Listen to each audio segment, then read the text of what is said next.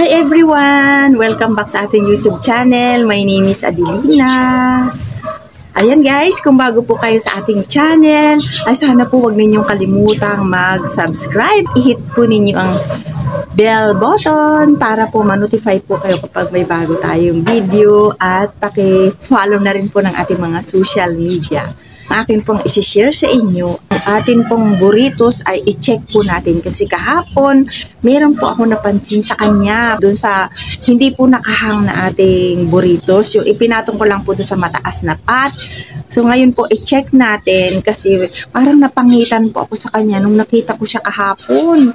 Ayan, dahil sabi ko ngayon ko na lang po siya i-check. Sobrang lakas ng ulan kagabi. So, nagkaroon na naman ng tubig dito sa ating garden. Hindi ko pa siya napububungan. Gusto ko talaga sana guys, mabubungan itong garden natin. So, ngayon po, i-check po natin yung ating pong burritos doon. Hindi nakahang. Ngayon po, tingnan natin. Ay, nung nag-live po ako, nung nandun tayo sa bahay ng kapatid ko, is nandun yung sa table. Ngayon, parang nabawasan yung mga dahon niya kasi guys, kapag sobrang init, ang bilis niyang matuyo. Natutuyo agad po yung dahon niya at mas direct sunlight siya dito sa pwesto niya. Ay, yung mga nakahang po, mayroon din po mga natuyo, natanggal ko na po yung iba. So ito po parang medyo madami, parang pumangit po yung gitna kasi super lago po yung gitna ng ating boros na yun na nasa pat lang na hindi ko hinang.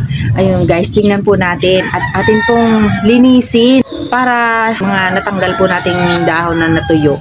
Yun po ay pwedeng tubuan ng mga bagong suloy. Kaya kailangan alisin po natin. Kasi kapag hindi po natin naalis yung mga natuyong dahon tapos umulan, ano siya, nababasa. Tapos parang nabubulok na po siya doon. So pangit po kung doon siya mananatili sa kanyang katawan ng ating pong mga boros. Kaya po yun ay sinusungkit ko, tinatanggal ko kapag natutuyo yung kanilang mga dahon. Tara na po, samahan niyo ako at linisan po natin yung ating boros tail na nag-iisang hindi nakahang. Ito na po yung aking sinasabi guys na ating boros na hindi nakahang. So may napansin po ako dyan sa gitna, natutuyo na po yung kanyang dahon nung mainit ang panahon. Kasi po dito sa panahon natin ngayon ay iinit, uulan, katulad kahapon sobrang init at saka nung mga nakaraang araw. Tapos bandang hapon po biglang uulan ng malakas. Ayan, meron pong, mapansin niyo guys dyan, meron pong natutuyong mga dahon. So lilinisan po natin ito. Ayan, oh, pumangit na po yung ilalim niya. So ito po ay ipinatong ko lang dyan sa mahabang pot. Hindi ko pa po maisip kung saan ko siya ilalagay, kaya dito ko po muna siya nilagay. So ito ipinatong ko lang. Pwede ko tong kunin. Yan. At ilagay natin doon sa ano. Wala muna akong table ngayon. So ipapatong ko lang ito doon sa semento. Doon natin siya lilinisin guys. Kasi ang hirap dito linisin kapag dito nakalagay kasi mataas siya. Hindi ko siya makikita lahat. So kung nakababa siya, makikita natin siya lahat. So dalahin ko po ito doon muna sa ating sa ating sahig.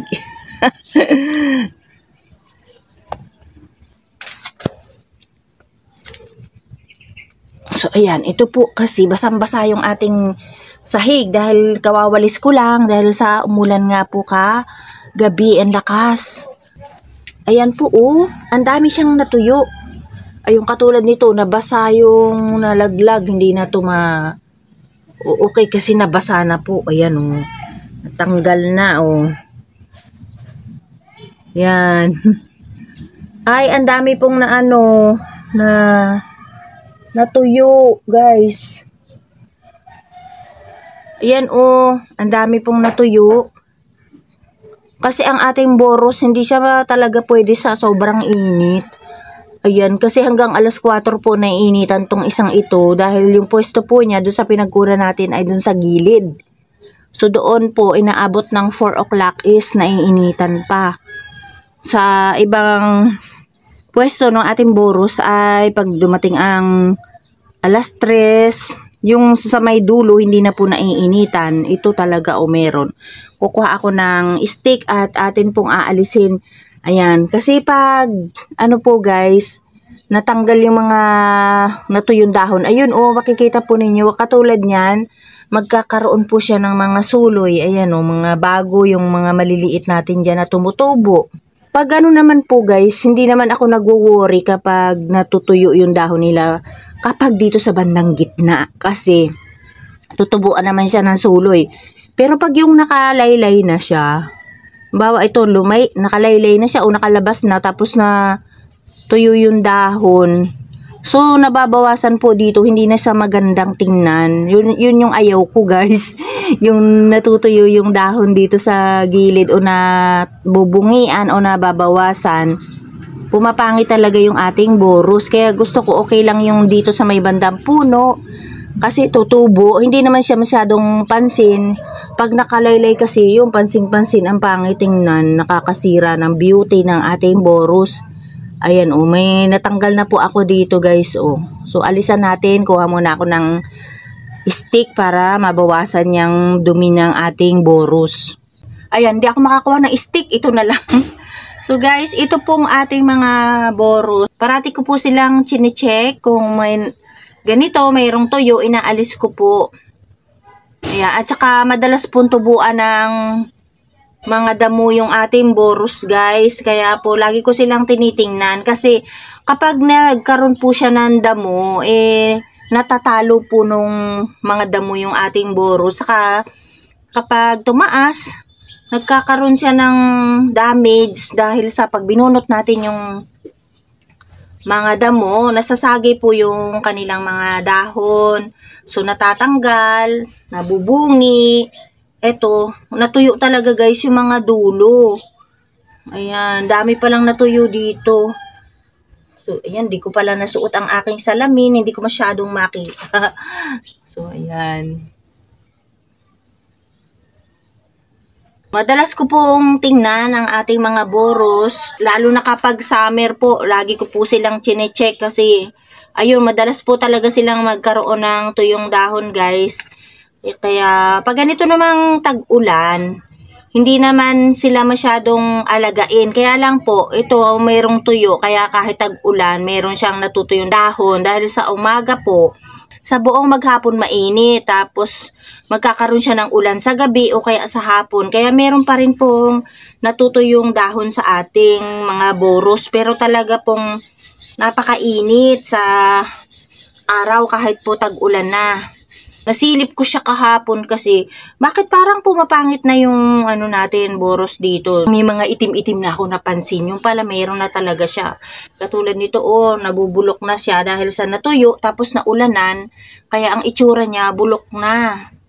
Ito kailangan nating gumamit ng stick kasi kapag kamay ko ang ginagamit, katulad noon mga kamay ko lang yung pinanggaganon ko. Dami pong nadadamage kaya kailangan meron tayong pangsungkit. Hindi ko makita yung aking stainless stick, kaya ito na lang po. Gunting, maliit din naman siya. So, yung nandito sa ilalim, tinutusok ko yung para makuha ko siya. Yan. O kaya, ginaganito ko na lang siya sa gilid para lumabas yung, dahon na tuyo. Kasi dyan siya matutuyo, guys. Katulad nito, mayroon siyang, ito po, mayroon siyang bagong suloy na boros dyan, Ayun, Ayan, kaya maganda rin po yung nababawasan ng dahon. Dito sa may puno lang gusto ko. Pag dyan na nga sa dulo, ay napapangitan po ako. Ayan, marami pong nalalaglag na dahon kasi nagagalaw. Katulad itong mga boros natin guys, napaka-sensitive kapag nasagi lang natin yung dahon nila. Yun, nalalaglag ka agad. Ay kaya karamihan po sa ating boros ay nakahang dahil sa sensitive ang mga dahon nila na hindi pwedeng masagi. Ayan, kaya po talagang hang sila. Ito kasi nasa gilid naman po ito kaya hindi naman po siya masasagi at saka medyo mataas yung patungan ko sa kanya. So ayan, marami rin pong natanggal na hindi dapat tanggalin. Katulad yung mga dahon na to. Kaya lang nabasa na siya. Kapag nabasa po, hindi na siya mabubuhay Pag nabasa yung dulo na natanggal sa tangkay, kapag nabasa yung dulo, hindi na po siya nabubuhay, nabubulok siya. At kung mainit naman, okay, makakahabol siya kung mainit yung panahon. Madadry siya kaagad. Kaya ako po inaalis guys, nabubulok kasi pag hindi inalis yung tuyong dahon, kapag umulan, katulad ng sinabi ko kanina, nabubulok po siya dyan na nakakapit, nabubulok. So, may tendency po na kapag dyan siya na-stack na matagal na bulok, mabubulok din po yung yung ibang dahon kasi mahahawaan, nakapatong siya doon. Kaya ko po inaalis. So, ayan. Ang dami pong nalaglag na mga dahon doon. So, alisin ko na. Meron siyang damong maliit. O, ayan. Para hindi na siya lumaki. Kaso, ang dami pong natanggal na dahon yan. O, may nababawas pa rin po.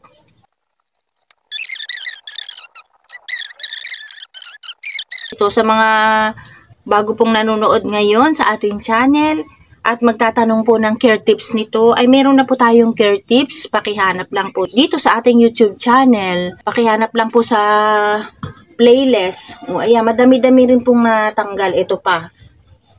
O, ito po yung mga natanggal na dahon niya. O, madami-dami rin. Nabasa siya. Try na lang natin guys kung mabuhay siya. So, ngayon po guys, na nalinis na natin itong ating boros, ay ibalik na po natin siya doon sa pinaglalagyan niya dati. Ayan, kailangan lang po check talaga ako lagi sa kanila, gaya ng sinabi ko na nabubulukan siya ng dahon kapag hindi natin siya natanggal.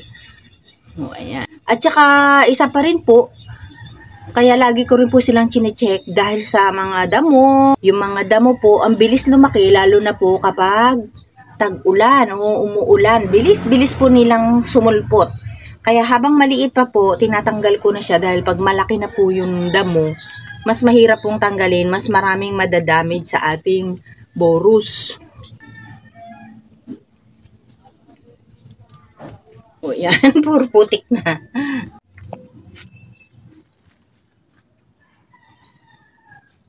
Yan.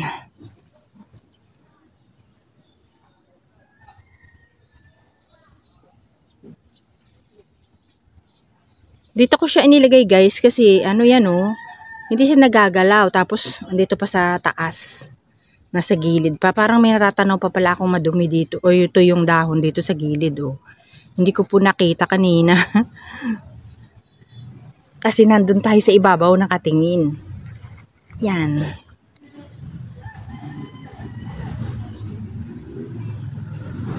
So dyan ko siya nilalagay. Mainit po talaga siya. Yan. Kaya naman po ako nakakulubong kasi yung mukha ko guys, nangingitim na talaga siya. Kasi kaya po ako nagtatakip guys ng mukha. Dahil nagkaroon ng itim yung pisngi ko. Dahil sa init po. Kaya po nakatakip ako lagi. Yan. So, ayan na guys yung ating boros na nakapatong dito sa gilid. So, ayan taas na po ng araw. Yun, Pero pag nagkaroon siya ng bubong, medyo matagal tayo magkakaroon ng araw dito. Dati po nung wala yun, yung pagsikat na sikat pa lang kasi ng araw guys, umano na dito talaga. So, meron na siya nung wala pa po yun. Sa mga dati pong nakasubaybay dito, makikita po ninyo dati wala yung semento niya, yung second floor wala po. Kaya kitang-kita po yung araw kapag sumusulpot. Kaya ito, agang-aga po nagkakaroon talaga sila ng ng sikat ng araw. Update na rin po. Hindi na tuloy po yung dito, tinanggal ko na siya. Tapos yung isa na hindi nyo nakita, ito yung inilagay ko dito. So ito yung natuloy guys, yung nag-iisang nanggaling dito. Ayan, yung kulay yellow po, hindi Ayan. So yun po guys, ang aking share at maraming po salamat sa inyong panonood. Thank you for watching at mag-ingat po tayong lahat. Bye!